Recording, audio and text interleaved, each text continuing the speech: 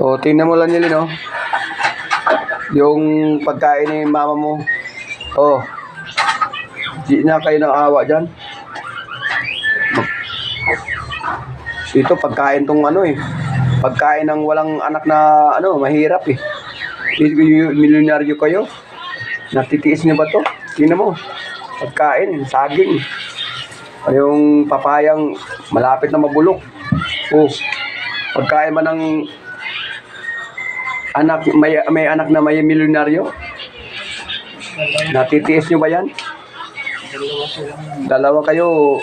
Hindi. Sinalinin talaga ang pinakamayaman, milyonaryo talaga. Ilang paupahan sa kadaing? Ilang doors yung manang? Sa kadaing? Oh, 19 doors. Sa 19 doors, sa pagpalagay sa tag 3,000. Oh, sa tag 3,000 lang. Oh, magkano yon? 60,000, ha? 60,000 a month. O may 100,000 a month. Hindi mo ba mabigyan na mabutan yan? Bagian mo lang kahit pa paano. Anong klaseng puso mayroon ka? Daig mo pa yung ano, estatuwa eh. O, isi-share ko sa ibang tao para makita mo. Matouch ka sa sinasabi ko sa'yo. Ano?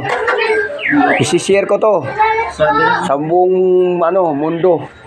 Para makita mo kung sino ang dapat lingunin mo. Hindi kung limingon ka muna sa iba, magulang mo muna, bago sa iba. Unahin mo magulang mo kasi hindi ka makakarating sa ganyan kung wala magulang mo. Sige, Danielin, yan ang sinasasabi ko. Eh, ngayon, pag magtinda ako, magdala kong ditong ulam, pangbigas. O, pag magtinda ko uli, babalik naman ako uli, bibigyan ko naman uling ulam, tsaka bigas. Hindi naman kasi araw-araw, malayo din kasi daw sa pagod, magtitinda ako.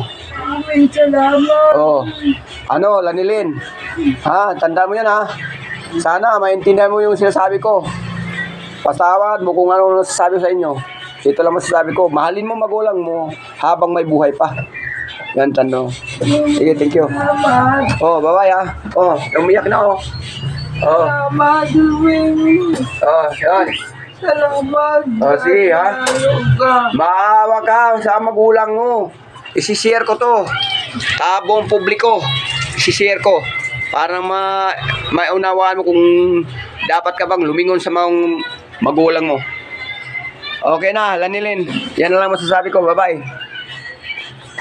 Yeah. Oh, manang. Salamat. Oh, thank you.